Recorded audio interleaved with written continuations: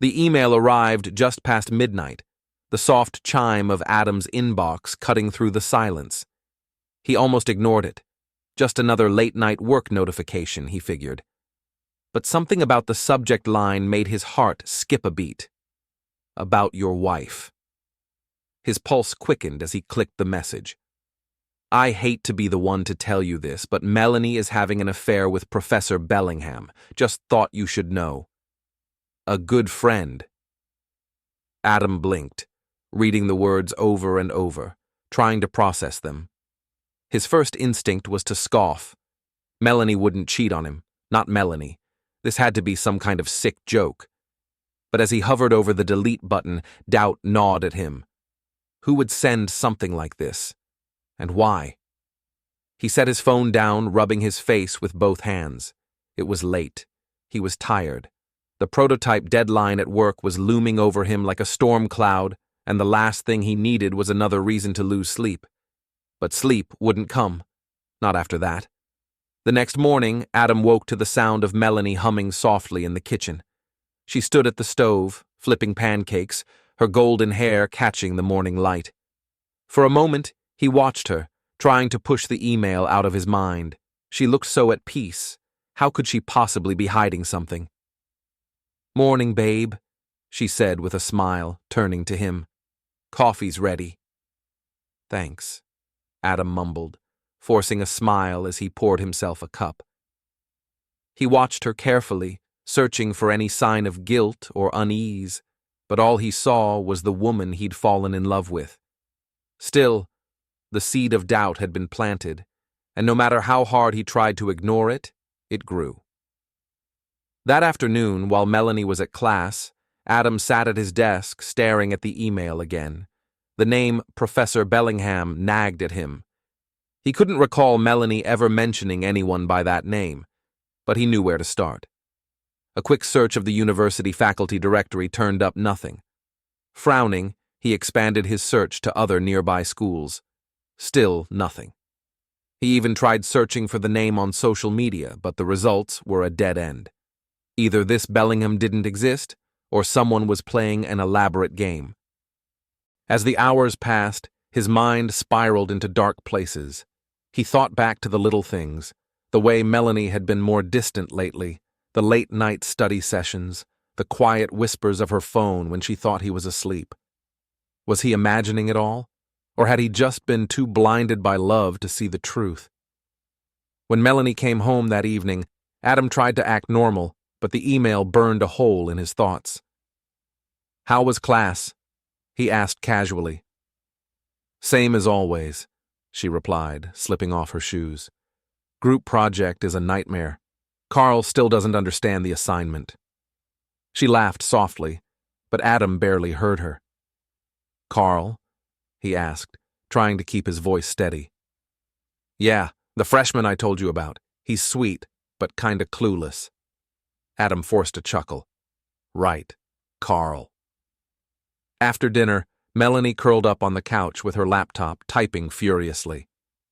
Adam watched her from across the room, his stomach churning. She looked so focused, so innocent. Yet the words from that email wouldn't leave his mind. Later that night, as Melanie slept peacefully beside him, Adam stared at the ceiling, the words of the email looping in his mind. Melanie is having an affair. He turned onto his side, watching her as she slept. Her face was soft, serene, her breathing slow and steady. He reached out, tucking a strand of hair behind her ear. Could it really be true? Or was this all some elaborate trick?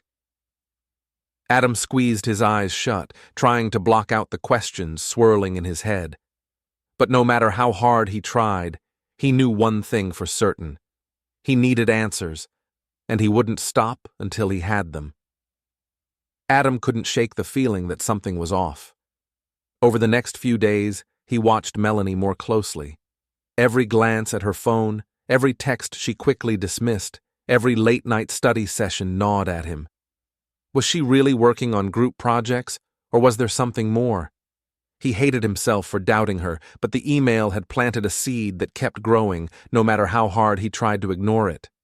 One night, After Melanie had fallen asleep, Adam quietly slipped out of bed and padded into the living room. Her laptop sat on the dining table, the screen dark. He hesitated. This was wrong. He trusted her, didn't he? His hand hovered over the trackpad before finally clicking it. The screen flickered to life, and her email was already open. He scrolled through her inbox, feeling his heart pound in his chest. Most of the emails were school-related, but one subject line stopped him cold. Spring break plans. Adam clicked it.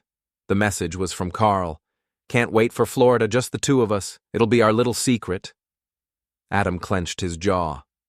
Florida? She told him she was visiting her mother. He scrolled through the replies, searching for any mention of Professor Bellingham, but there was nothing. Just Carl.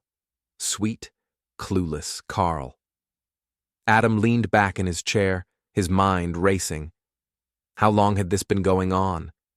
Was Carl the only one? He checked the sent folder and found messages to Carl filled with inside jokes and late-night confessions. The warmth he'd once felt when thinking of Melanie turned cold. The next morning, Adam confronted Melanie. Hey, I was thinking we could visit your mom next month, he said casually over breakfast.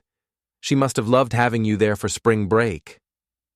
Melanie froze, her spoon halfway to her mouth. Oh, yeah, she did. It was nice to catch up. Adam studied her carefully. What did you two do? She shrugged. You know, the usual. Talked, shopped, watched movies. Adam took a sip of coffee, the bitterness matching the taste in his mouth. I called her yesterday. She mentioned she hasn't seen you in months. The color drained from Melanie's face. What are you trying to say? Adam leaned forward. I know about Carl. I know you weren't with your mom over spring break. So why don't you stop lying and tell me the truth? Her eyes darted around the room, searching for an escape. Finally, she sighed. Okay, I lied. Carl and I went to Florida, but it wasn't what you think. Then what was it? It was just an escape. I needed a break from everything, from us. But nothing happened, Adam, I swear. He wanted to believe her. God, he wanted to. But the doubt wouldn't leave him. You expect me to believe that? After all the lies? Melanie reached for his hand, but he pulled away. Adam, please, I love you. Carl means nothing to me. He stood, his chair scraping loudly against the floor. I need some time to think. Without another word, he grabbed his keys and walked out the door, leaving Melanie alone with her lies. As Adam drove aimlessly through the city, his mind raced. Was she telling the truth? Or was Carl just the beginning? He needed answers, and he was going to find them. Adam parked outside his office but couldn't bring himself to go inside. He sat in the car, gripping the steering wheel, trying to calm his thoughts. He pulled out his phone and searched Carl's name on social media. The guy's profile was full of beach pictures, tagged with vague captions like "living my best life and no regrets." Adam clenched his teeth. He clicked through Carl's friends list, hoping to find some connection to Melanie. Then he saw it. A photo of Carl and Melanie at a beach bar, arms draped around each other. Melanie's smile looked wide, carefree, different. Adam felt his stomach drop. She'd never smiled at him like that, not in years. When he finally made it into work, he could barely focus. His mind kept replaying every moment he might have missed, every time she'd been late, every time she'd smiled at her phone. The doubt wasn't just a seed anymore. It was a full-blown tree, and its roots were digging deep. That evening, Adam drove home, his hands gripping the steering wheel until his knuckles turned white. When he walked through the door, Melanie was on the couch, her eyes red and puffy. Adam, she whispered, standing. Can we talk? He crossed his arms, his face unreadable. Talk. Tears welled in her eyes. I'm so sorry. I never meant to hurt you. Carl was a mistake, a stupid, reckless mistake. Please, believe me. Adam stared at her, searching her face for any sign of the woman he once knew. I don't know if I can. That night, he slept on the couch, the weight of betrayal pressing down on his chest like a stone. Answers weren't enough. He needed the truth. And he wouldn't stop until he got it. The next morning, Adam woke to the sound of Melanie quietly moving around the kitchen. He stayed on the couch, staring at the ceiling, letting the weight of last night settle deep into his bones. The house felt colder, emptier, even with her still in it. He couldn't shake the image of Carl's arm around her, the carefree way she had smiled in that photo. Was that the real Melanie? Or had she become a stranger right under his nose? He finally dragged himself up, the stiffness in his back from the couch, nothing compared to the ache in his chest. Melanie looked up when he entered the kitchen, her eyes bloodshot and puffy. I made coffee, she said quietly, pushing a mug toward him. We need to talk. Adam sat down, cradling the warm cup in his hands but not drinking. Go ahead. She took a deep breath, her fingers nervously twisting around each other. I was lonely, Adam. You were always working, always stressed about the business. I felt invisible. Carl, he paid attention to me, made me feel... She trailed off, searching for the right words, but Adam cut her off. Wanted? He asked bitterly. Is that it? She flinched. It wasn't about that. Not at first. It was just talking. He listened. Then Florida happened, and I knew it was wrong. I regretted it the moment it happened. Adam clenched his jaw. And the emails? The lies? Did you regret those too? Melanie paled. What emails? Adam pulled out his phone, scrolling to the good friend messages and placing it on the table in front of her. She stared at the screen, her face twisting in confusion and fear. Adam, I didn't send these. I swear. Then who did?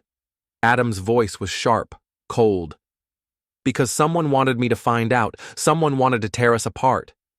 He grabbed his coffee and stood. I can't do this right now.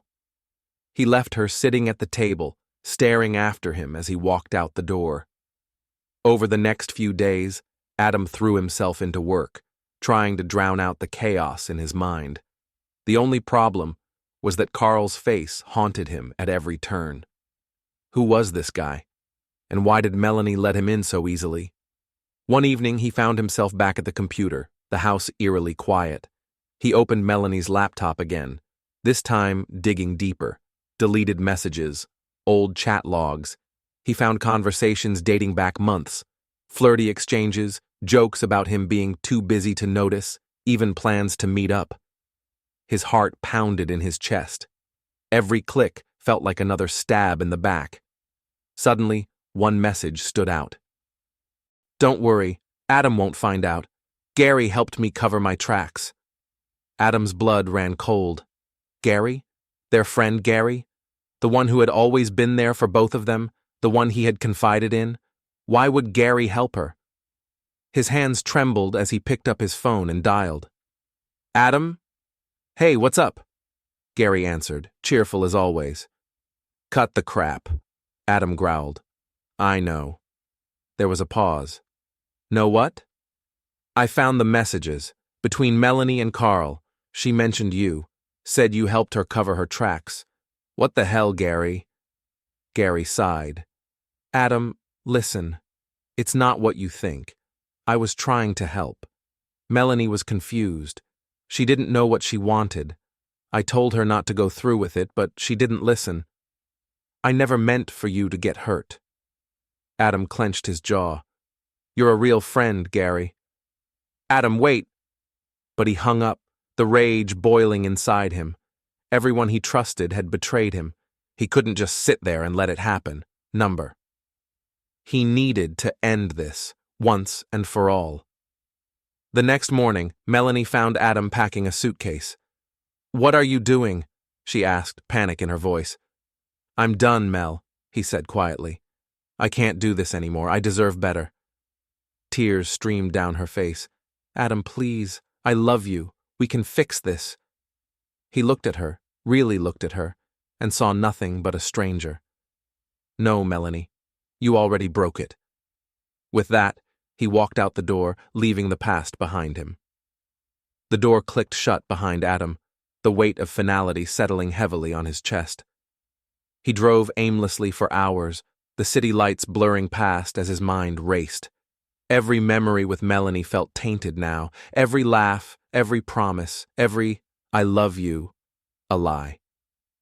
His hands gripped the steering wheel tighter with each passing mile.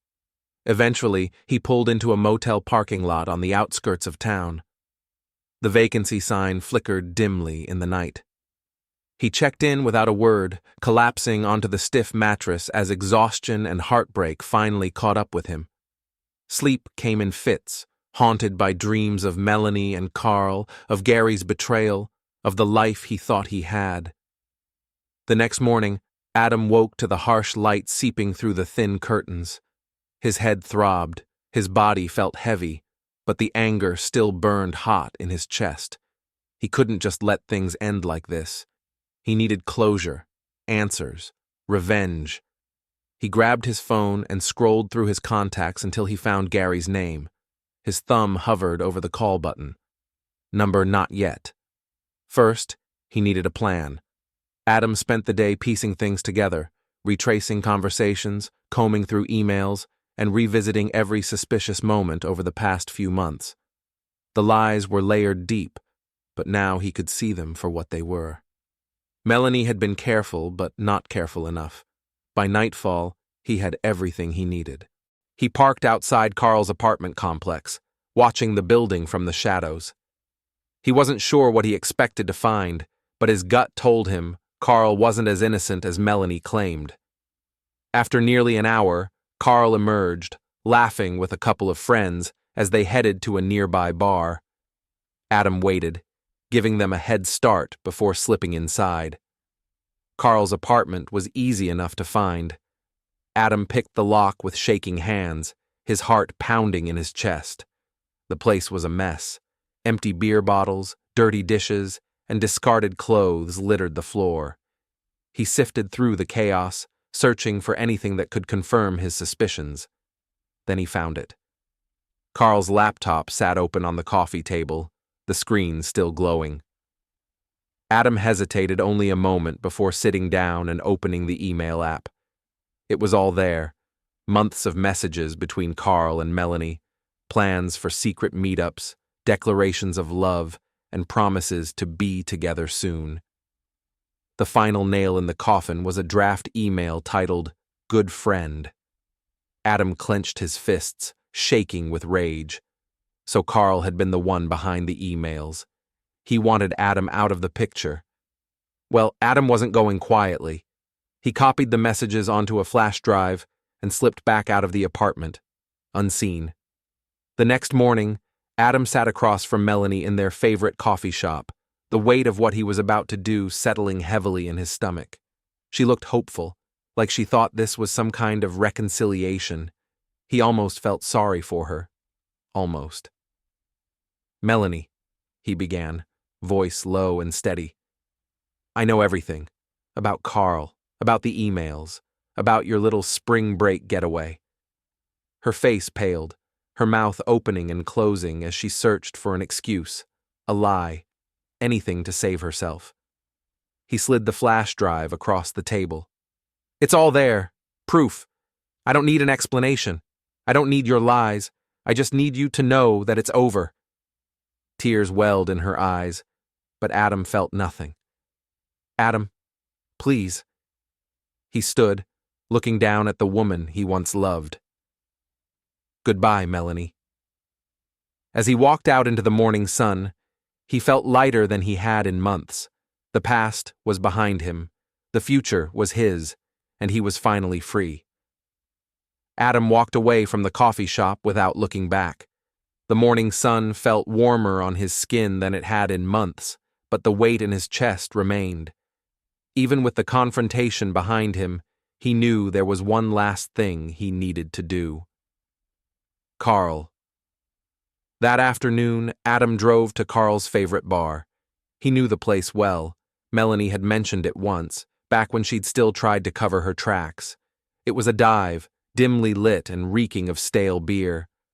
Adam pushed through the door, scanning the room until he spotted Carl at a corner booth, laughing loudly with a couple of friends. Adam squared his shoulders and approached the table. Carl looked up, eyes narrowing as he recognized him. "Adam," Carl drawled, feigning surprise. "Didn't expect to see you here."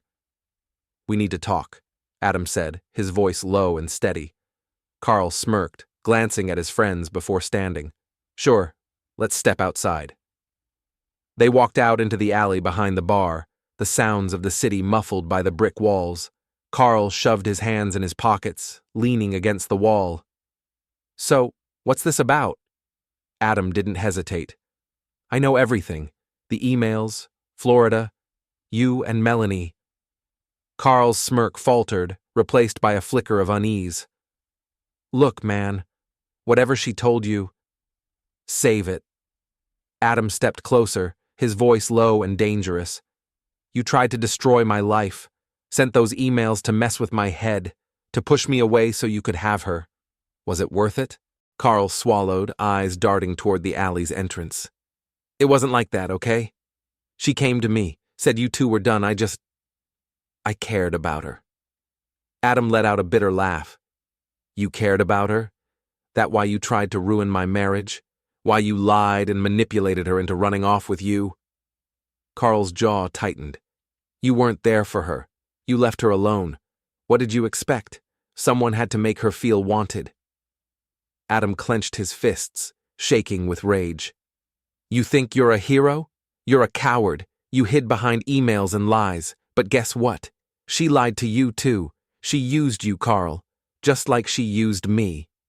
Carl's face twisted with anger. "Screw you, man.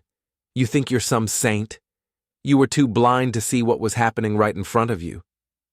Adam stepped even closer, his voice ice cold. "You're right. I was blind. But not anymore. She's your problem now." He turned on his heel and walked away, leaving Carl alone in the alley. The other man called after him, but Adam didn't look back. As he drove home, he felt the weight slowly lifting from his chest. He wasn't angry anymore. Just tired. Tired of the lies, the betrayal, the hurt. When he got home, the house was eerily quiet. He packed the last of his things, leaving his key on the kitchen counter. Before walking out the door for the final time, he glanced around once more. "Goodbye, Melanie." He didn't look back. The following weeks passed in a haze. Adam moved into a small apartment across town, focusing all his energy on work. The silence was deafening at first, but eventually he found comfort in it. Each day felt a little lighter, the shadows of his past fading bit by bit. One evening, he got a call from Gary. Adam stared at the screen for a long moment before answering. "What do you want?" Adam's voice was cold. "Adam, look. I know I messed up. I should have told you about Melanie and Carl sooner. I didn't want to be the one to break your heart." Adam let out a bitter laugh.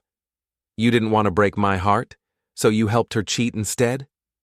Gary sighed. "I never helped her. She confided in me and I tried to talk her out of it. I swear." "It doesn't matter anymore," Adam said quietly. "She made her choice, and so did you." Gary was silent for a long moment. "I'm sorry, Adam, for everything." Adam hung up without another word. Months passed. Adam slowly rebuilt his life. He threw himself into work, and before long, his efforts paid off. His business secured a major contract, and things began looking up. He even started going out again, making new friends, rediscovering himself. One day, he ran into Melanie.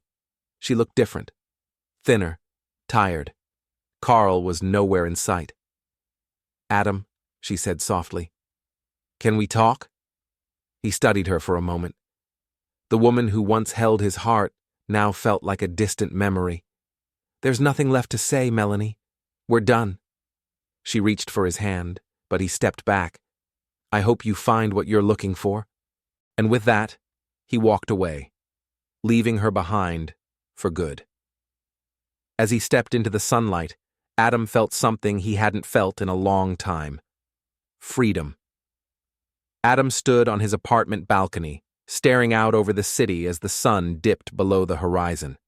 The air was cool, crisp, and for the first time in a long while, he felt like he could breathe again. It had been nearly 6 months since he walked away from Melanie, and though the pain still lingered, it no longer consumed him. He had started rebuilding his life, brick by brick. His business was thriving now. The contract he landed had opened doors he never dreamed of, and he poured himself into his work. The long hours didn't feel as heavy as they once had. They were a distraction, a purpose, a way to reclaim control. The emptiness he once felt in the quiet of his apartment had begun to fade, replaced by a quiet satisfaction that came with seeing his hard work pay off. Nights were still the hardest. Sometimes he'd wake up reaching for the other side of the bed, only to find it cold and empty. The echoes of what could have been haunted him in the quiet, but each day the echoes grew softer. Time had a way of smoothing even the sharpest edges of pain. One evening, after wrapping up a late meeting, Adam stopped by his usual coffee shop. The barista knew his order by heart now, and he appreciated the small sense of routine. As he waited, he felt a tap on his shoulder. Adam? He turned and saw a familiar face. Gary. She looked hesitant, almost nervous, as if unsure whether she should even be speaking to him. Gary, he said evenly, giving her a small nod. She shifted awkwardly, tucking her hair behind her ear. I wasn't sure if you'd want to talk to me. Adam sighed. What do you want, Gary? She hesitated before speaking. I wanted to say I'm sorry. For everything.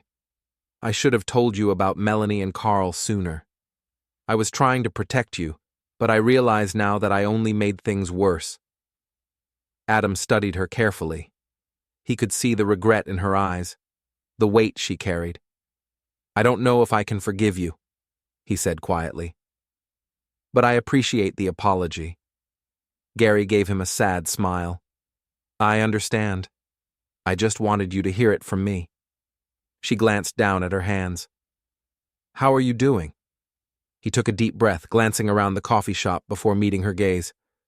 I'm doing better, building my business, taking care of myself. It's been hard, but I'm getting there. She smiled softly. I'm glad. You deserve that. They stood in silence for a moment before she spoke again. If you ever want to grab a coffee, as friends, I'd like that. Adam considered her offer. Maybe forgiveness wasn't out of reach. Maybe, in time, they could rebuild what had been broken. Maybe, he said, giving her a small nod before turning to grab his coffee. Take care, Gary.